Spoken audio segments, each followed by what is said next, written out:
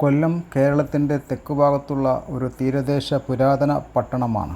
വേണാട് രാജാവ് ഉദയ മാർത്താണ്ഡവർമ്മയാണ് കൊല്ലവർഷം തുടങ്ങിയത്. കൊല്ലം നഗരം സ്ഥാപിച്ചതോ തലസ്ഥാനം കൊല്ലത്തേക്ക് മാറ്റിയതോ ആണ് അതിനു കാരണമെന്ന അഭിപ്രായം. കൊല്ലം തുറമുഖം നൂറ്റാണ്ടുകൾക്ക് മുമ്പേ ഗ്രീക്ക്, റോമൻ, പേർഷ്യൻ, അറബി, ചൈനീസ്, ഈജിപ്ഷ്യൻ വ്യാപാരികളുടെ ആകർഷണ കേന്ദ്രമായിരുന്നു. കേരളത്തിൻ്റെ മലഞ്ചരക്കുകൾ വിദേശങ്ങളിലെത്താൻ ഈ തുറമുഖം കാരണമായി. വേണാടിൻ്റെ തലസ്ഥാനം കൊല്ലമായിരുന്നു. പിന്നീടാണ് പത്മനാഭപുരത്തേക്ക് മാറ്റിയത്. അറബി വ്യാപാരികൾ വഴി ഇസ്ലാം പ്രവാചകകാലത്ത് തന്നെ കൊല്ലത്ത് എത്തിപ്പെട്ടു. നബിയുടെ മദീന പലായനം എന്ന ഹിജ്റയ്ക്ക് 3 വർഷത്തിന് മുമ്പേ തന്നെ പ്രവാചകന് 50 വയസ്സുള്ളപ്പോൾ അങ്ങനെ വന്ന ഒരു സംഘത്തിലാണ് പിന്നീട് തുറമുഖ കാര്യസ്ഥനായ അബ്ദുൽ അസീസ് സമാനിയുടെ പിതാവ് വന്നത്.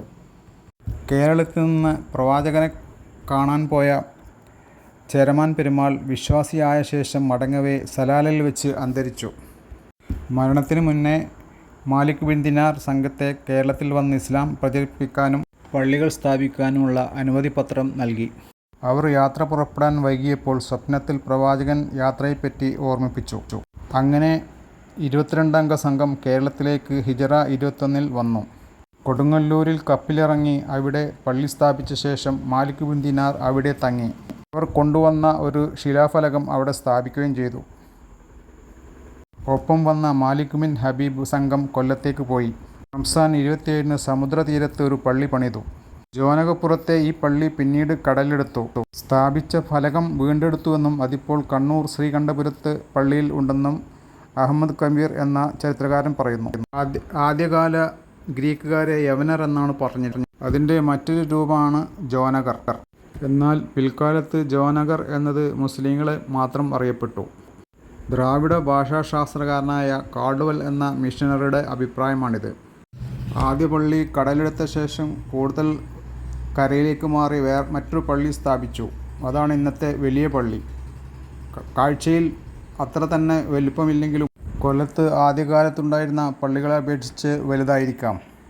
പ്രശാന്ത സുന്ദരമായ ഈ പള്ളിയുടെ പരിസരത്താണ് ദക്ഷിണ കേരള ജമിയത്തുൽ ഉലമയുടെയും അവരുടെ മുഖപത്രമായ അന്നസീമിൻ്റെയും ഓഫീസുകൾ. ആദ്യകാല പള്ളിയുടെ പല അവശിഷ്ടങ്ങളും ഇവിടെ പള്ളി പരിസരത്ത് കാണാം. അവ വേണ്ടവിധം സംരക്ഷിക്കപ്പെട്ടിട്ടുണ്ടോ എന്ന് സംശയമാണ്. ഹസൻ എന്ന മകനെ അവിടെ കാലിയാക്കിക്കൊണ്ട് മാലിക് ബിൻ ഹബീബ് മറ്റു പള്ളികൾ സ്ഥാപിക്കാനായി ഇവിടെ നിന്ന് പോയി. മാലിക് ബിൻ ദിനാറിൻ്റെ മകളെ മേൽപ്പറഞ്ഞ അബ്ദുൽ അസീസ് സമാനിക്ക് വിവാഹം ചെയ്തതായും പറയപ്പെടുന്നു. 10 പള്ളികൾ സ്ഥാപിച്ച ശേഷം സംഘത്തലവൻ മാലിക് ബിൻ ദിനാർ ഈ പള്ളികളെല്ലാം പോയി കണ്ട ശേഷം കൊല്ലത്ത് നിന്നാണ് ഇറാനിലെ ഖുറാസാനിലേക്ക് തിരികെ പോയത്. മാലിക് ബിൻ ഹബീബും ഭാര്യയും കൊടുങ്ങല്ലൂർ പള്ളിയിലാണ് അടങ്ങിയത്. പ്രശസ്ത രാജ്യാന്തര സഞ്ചാരിയായിരുന്ന ഇബ്നു ബത്തൂത്ത ക്രിസ്താബ്ദം 1343 കൊല്ലത്ത് വന്നിട്ടുണ്ട്. അദ്ദേഹം അന്ന് ഇവിടെ മുസ്ലിം വ്യാപാരികളുടെ സാന്നിധ്യം കണ്ടെത്തി. അവരുടെ നേതാവ് ഇറാഖുകാരനായ അലാവുദ്ദീൻ ഔലി ആയിരുന്നത്രേ. മുസ്ലിം നേതാവ് മുഹമ്മദ് ഷാ ബന്ദറാണ്. അദ്ദേഹത്തിൻ്റെ സഹോദരൻ ഒരു തക്കിയുദ്ദീൻ ഒരു പണ്ഡിതനാണെന്നും പറയുന്നു. മനോഹരമായ ജുമാഅത്ത് പള്ളി നിർമ്മിച്ചത് ഖാജ മഹദൂബാണ്. ചൈന കപ്പലുകൾ ഇന്ത്യയിൽ ആദ്യം അടുക്കുക കൊല്ലത്താണ്. വ്യാപാരത്തിനായി ഇവിടെ വരുന്ന ചൈനീസ് കപ്പലുകൾക്ക് കണക്കില്ല, അദ്ദേഹം പറയുന്നു. ഇവിടുത്തെ മുസ്ലിങ്ങൾ അന്തസ്സും ആഭിജാത്യവും ഉള്ളവരാണ്. അതിനാൽ ഇവർ മറ്റുള്ളവരാൽ ബഹുമാനിക്കപ്പെടുന്നു. തിരുവടി എന്ന ഹിന്ദു രാജാവാണ് കൊല്ലം ഭരിക്കുന്നത്. അദ്ദേഹം മുസ്ലിങ്ങളെ സ്നേഹിക്കുകയും ബഹുമാനിക്കുകയും ചെയ്യുന്നു. നീതിമാനായിരുന്നു രാജാവ്. കൊലക്ക് കൊല എന്ന നീതി നടപ്പാക്കിയ ഒരു സംഭവം തുടർന്ന് ഇബ്നു ബത്തൂത്ത വിവരിക്കുന്നുണ്ട്. ഇബ്നു ബത്തൂത്ത രണ്ടാമത്തെ സന്ദർശനം 1346 ജനുവരി 20 3 മാസം അദ്ദേഹം താമസിച്ചു. അദ്ദേഹം ചൈനയിൽ പോയി മടങ്ങി വരുമ്പോൾ സുമാത്രയിൽ നിന്നും 1347 വീണ്ടും കൊല്ലത്ത് വരുന്നുണ്ട്. അവിടെ നിന്നാണ് അദ്ദേഹം സ്വദേശത്തേക്ക് മടങ്ങുന്നത്.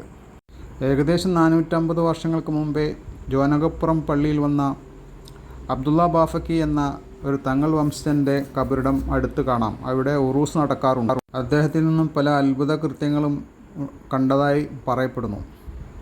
ഇവിടെ തങ്ങൾമാർക്ക് മാത്രമായി ഒരു മക്ബറയും വേറെയുണ്ട്. ജോനകപ്പുറം മുസ്ലിം ജമാഅത്തിൻ്റെ കീഴിൽ ഒരു അറബിക് കോളേജും പ്രവർത്തിക്കുന്നുണ്ട്. പള്ളിയിലേക്ക് കയറുന്നതിൻ്റെ അടുത്തായി പഴയ ഒരു ക്രിസ്ത്യൻ പള്ളി ഉണ്ട്. പഴയകാല ഒരു മുസ്ലിം പള്ളിയുടെ ഒരു ശിലാഫലകം ക്രിസ്ത്യൻ മത്സ്യത്തൊഴിലാളികൾക്ക് കിട്ടിയതായി പറയുന്നു. എന്നിട്ട് അത് ക്രിസ്ത്യൻ ചർച്ചിൽ കൊടുത്തതായും പറയുന്നു. എന്നാൽ അന്വേഷണത്തിൽ അതിനെപ്പറ്റി ഒന്നും അറിവില്ല എന്നാണ് അവർ പറഞ്ഞത്. കൊല്ലത്തെ പരാമർശിക്കുകയോ കൊല്ലം സന്ദർശിക്കുകയോ ചെയ്ത ചില വിദേശികളുടെ പേര് പറയാം. റോമക്കാരനായ പ്ലിനി ക്രിസ്താബ്ദം 23, ഗ്രീക്കുകാരനായ കോസ്മോസ് ക്രിസ്താബ്ദം 522, സിറിയക്കാരനായ മാർ സാബോ ക്രിസ്താബ്ദം 825, ഇറാൻകാരനായ സുലൈമാൻ താജിർ ക്രിസ്താബ്ദം 851 കൊല്ലത്ത് വന്നിട്ടുണ്ട്. സുലൈമാൻ താജിർ കൊല്ലത്തെ കൂലാമാലി എന്നാണ് പറയുന്നത്. അബൂ സയ്യിദ് സൈറാഫിയും കൂലാമാലി എന്നാണ് പറയുന്നത്. കൊല്ലത്തിൻ്റെ ഹൃദയഭാഗമാണ് ചിന്നക്കട. കച്ചവടാവശ്യാർത്ഥം ചൈനക്കാർ കേന്ദ്രീകരിച്ച സ്ഥലമാണ് ഇതെന്ന് പറയുന്നു. ക്രമേണ ആ സ്ഥലത്തിൻ്റെ പേര് ചിന്നക്കട എന്നായി മാറി. പഴയകാലത്തെ ഒരു ക്ലോക്ക് ടവർ ഇവിടെ ഉണ്ട്. ഇതിനടുത്ത് തന്നെയാണ് ടൗൺ മുസ്ലിം പള്ളി. സഞ്ചാരിയായ റഷീദുദ്ദീൻ ക്രിസ്താബ്ദം 1247 വന്നത്. അതുപോലെ അബുൽ ഫിദ കൊല്ലത്തെ കൊയിലം എന്നാണ് പറയുന്നത്. അദ്ദേഹം 1273 വന്നത്. മാർക്കോ പോളോ കൊല്ലം സന്ദർശിച്ചത് 1293. അദ്ദേഹം വെനീസിൽ നിന്നാണ് വന്നത്. ജോദാനസ് എന്ന ഫ്രഞ്ച് സഞ്ചാരി ക്രിസ്താബ്ദം 1311 21 ഇടയിലാണ് വന്നിട്ടുള്ളത്. ബർബോസ AD 1514 വന്നിട്ടുള്ളത്. പോർട്ടുഗീസുകാരനായിരുന്നു. അതുകൂടാതെ 4 പോർട്ടുഗീസ് സഞ്ചാരികൾ വേറെയും വന്നിട്ടുണ്ട്. ചൈനക്കാരനായ സെങ്ഹൈ 1405 വന്നത്. അങ്ങനെ പൗരാണിക കേരളത്തിൻ്റെ മർമ്മപ്രധാനമായ ഒരു സ്ഥലമായിരുന്നു കൊല്ലം പട്ടണവും.